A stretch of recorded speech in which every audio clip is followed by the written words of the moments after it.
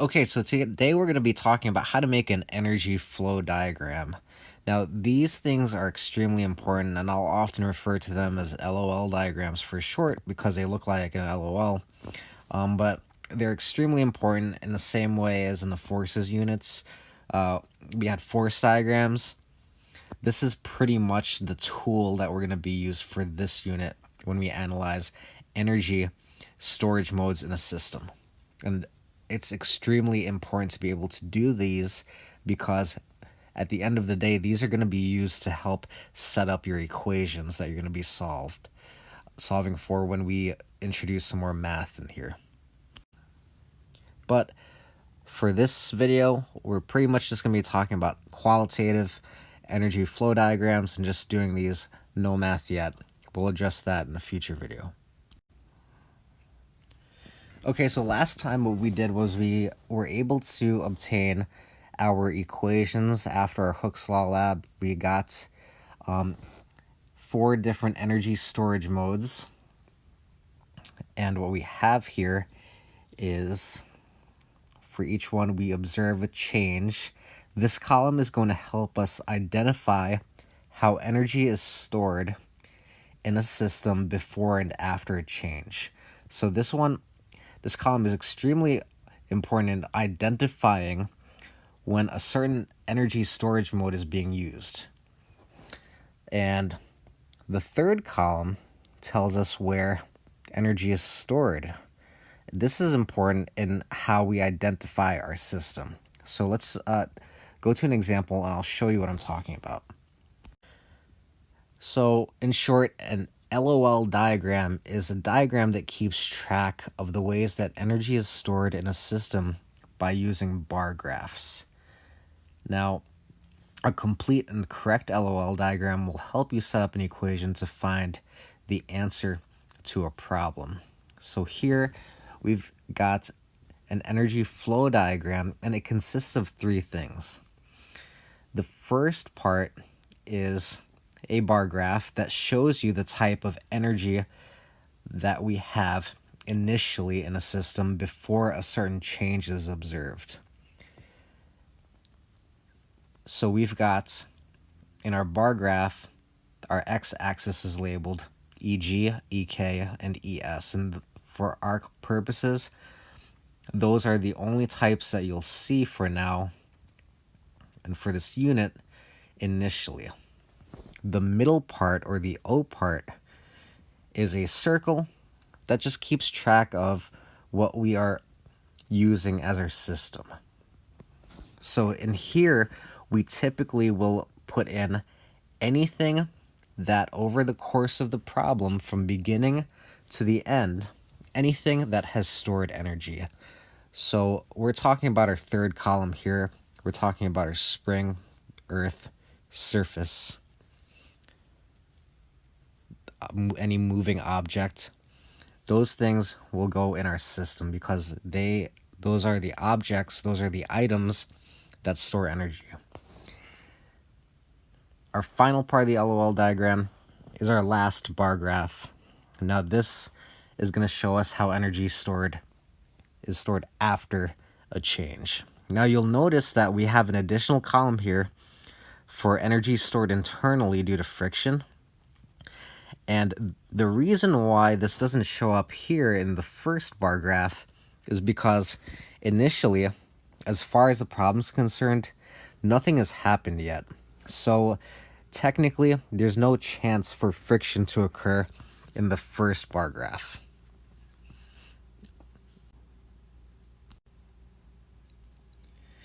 So here are the steps that we're going to go through in order to complete an LOL diagram. First step is to identify your system. We're talking about what objects over the course of the problem end up storing energy. Second part is to identify the ways energy was stored in the system before and after we observe a change. And the last part is to just recognize whether there was working done on the system by comparing the energy before and after. Now, I'm going to talk more about this a little bit later, but just know that there's a way for energy to be introduced to a system or taken out of a system And that's going to be working, and I'll show you how we're going to treat that a little bit later. So on to our example. All right, so here's a typical problem you might see at the beginning of the unit. We're observing a change, and before the change happens, we see that a box starts at rest at the top of a ramp. It's got a velocity of 0. And in the final case, we know that it has slid down the ramp and it's no longer at rest. It has a velocity. Note that there is friction. So we want to do an LOL diagram for this. And let's take a look at the steps first. We need to identify the system. Going back to our charts, I cut off the part with our equations because we don't really need those right now in this video. Identifying our system is step 1. And what we're going to do is we're going to look at this column here. Where is energy stored? So the first thing we need to do is take a look at which energy storage modes that we see occur or happen during this problem. So if we see that an object is changing in height, then what we're going to do is we have to include the Earth. In this problem, we see that the block started at some height at the very top of the ramp and it slid down. So there's a change in height there. So as a result, we have to include Earth. Likewise, the problem does state that there is friction. Therefore, we have to include the object and the surface.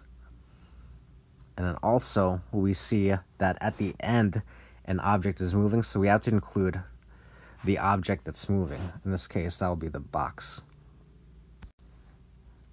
Okay, so we'll note that it has, over the course of the problem, the box is moving, so we're going to put the box in the circle. And we also know that there is friction, so we also have to include the surface. And we also know that there is a change in height, so we should probably also include the Earth here. Okay, so these 3 objects are the things that make up our system. Okay, so now that we've got our system identified, what we need to do now is take a look and see how energy is stored in the system before and after. So how is energy stored in the box? How is energy stored in the surface? How is energy stored in the Earth before and after a change is made? So in order to do this, I like to refer to a set of questions that I ask myself. And these are questions that you should ask yourself too in order to properly identify which energy storage modes are being used.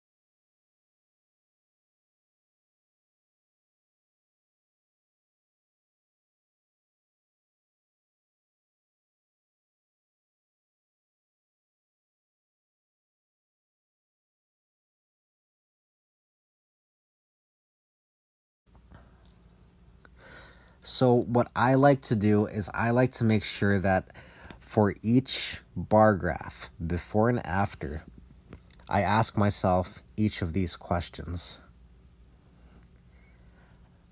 Is a spring stretched or compressed? If you say yes to this question, then you know that there has to be a ES.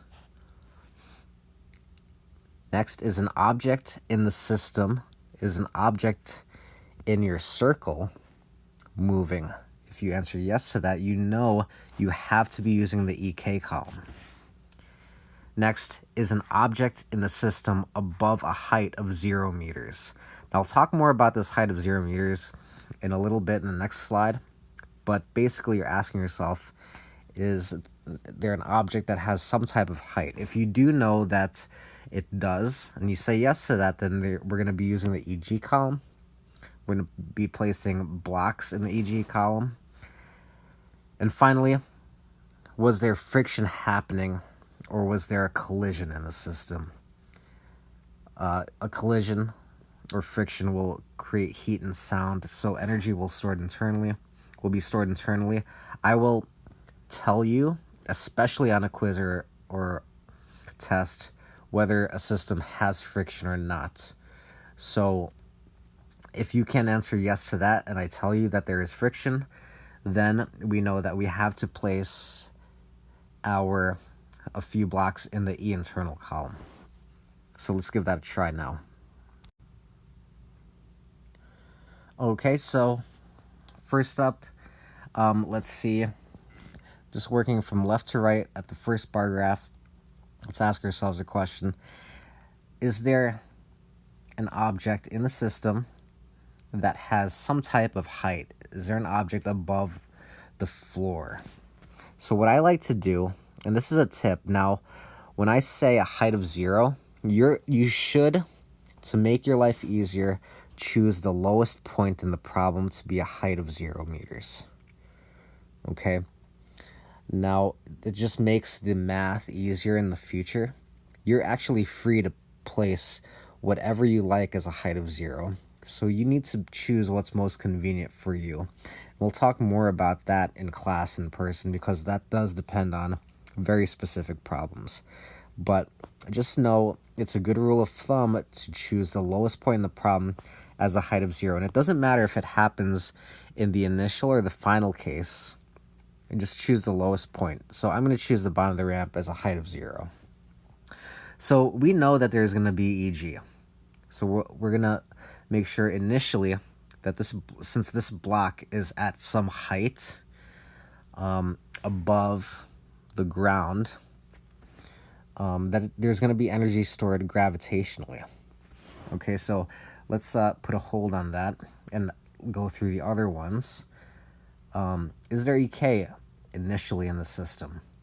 So if we look at our picture, we see that there's no velocity. So the surface isn't moving, the Earth's not moving, the box is not moving. So there's no EK. And luckily, in this problem, there's no spring to stretch or compress. So if there's no spring at all, it's safe to say, a pretty safe bet to say that there's no ES.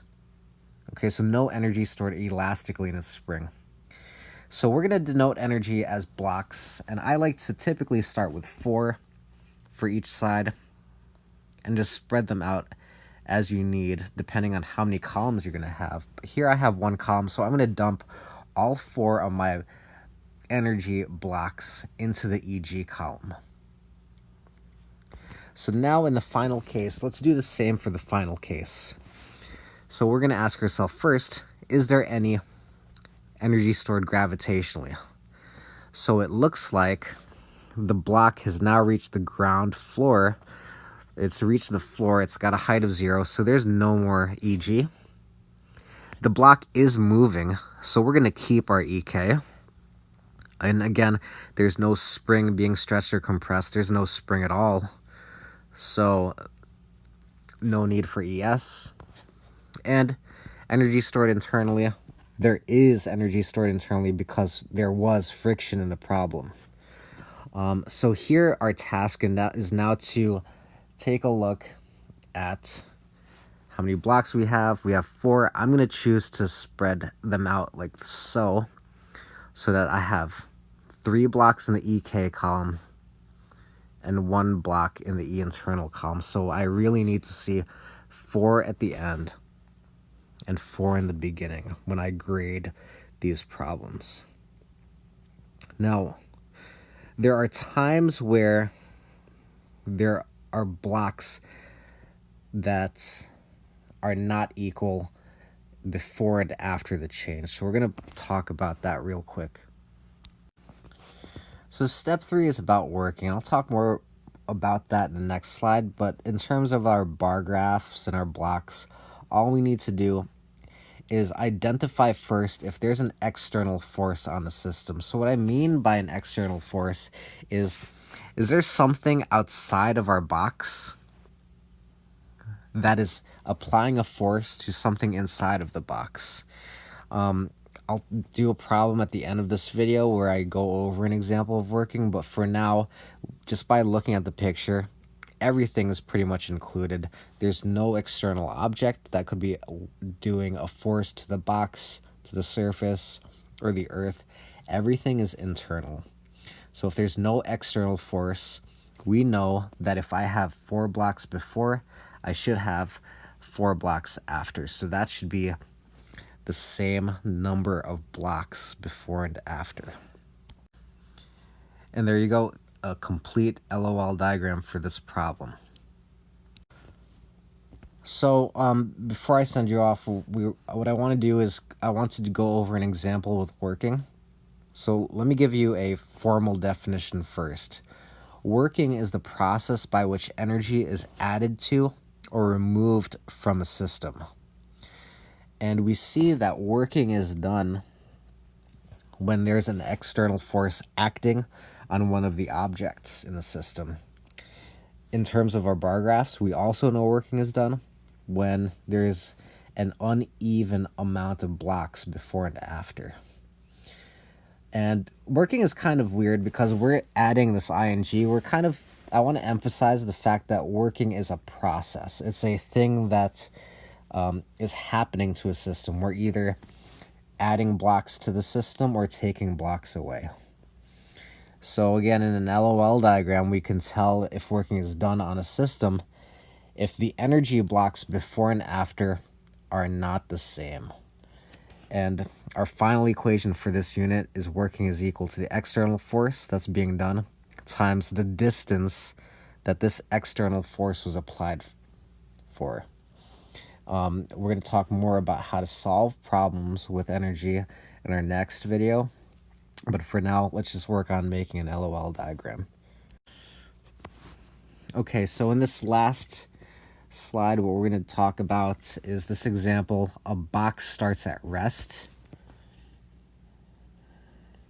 and is accelerated by a force of tension. So now it's moving in the final case there, and it's experiencing a force of tension. So what we're going to do is I'm going to say, just to make our lives easier, let's just say that it's frictionless.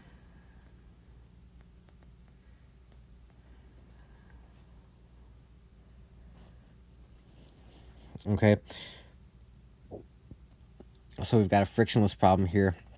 Let's go through the steps. So first step is to identify our system. So what I'm going to do is I'm going to choose the box as the system. And notice that since I'm saying it's frictionless, there's no need to put the surface in our system. And likewise, since there's no change in height, everything is happening at a height of 0 meters. There's no real need to put EG in the system either. Okay, so for now, all we've got is the box. Okay, so every question that we're going to be talking about now is about the box. So first up, the most obvious one right now is that there's no spring in the problem. So I can right off the bat cross off my ES's. And let's go back to our initial bar graph. We know that there's no EG, no change in height. The height of the box before is the same as the height of the box after. So I'm going to go ahead and cross the EG out in both of my bar graphs. And in the initial case, we see that the box is at rest. So in the beginning, there is no boxes at all because there's no EK. There's no energy stored kinetically in the box. It's not moving yet. Okay. In the final case, we see that we have options of EK or E internal. Made things easier for us. I chose a frictionless system, so there's no need for E internal. And now I have EK. So we have to ask ourselves, is the box moving? And we see that, yes, it is moving at the end. I'm going to choose 3 blocks here. Okay, so now we have to account for these 3 blocks. The problem here is that in the beginning, there's no blocks, and in the end, we have 3 blocks of energy. So where did that energy come from? It has to be the fact that there was an external force. So if we take a look at what's happening to the box, it is experiencing an external force because there is something that's not in our circle that's acting on our system, aka the box, and that thing is this rope here. Okay, so this rope is applying a tension. In this case, our tension is the external force. So what we're going to do here is, to denote working, I'm going to add an arrow with 3 blocks because that's what our system needs in order for our LOL diagram to stay consistent. If I start with 0 blocks and I end up with 3, we have to ask ourselves, okay, well, how much blocks do we need inputted into the system in order to make a final bar graph of 3? So of course we're going to have to introduce 3 blocks into the system since we started off with nothing. Another thing is I want to make sure that I label this. It's going to make our lives easier later on when we talk about setting up equations. But since the arrow points inwards, this is going to be called positive working. So plus working.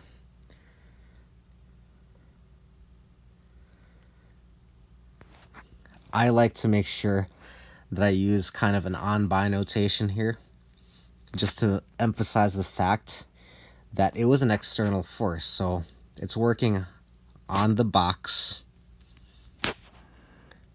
by the rope.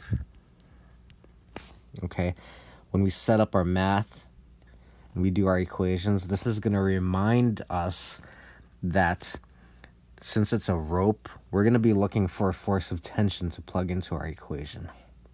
Okay, so here's a complete LOL diagram with working.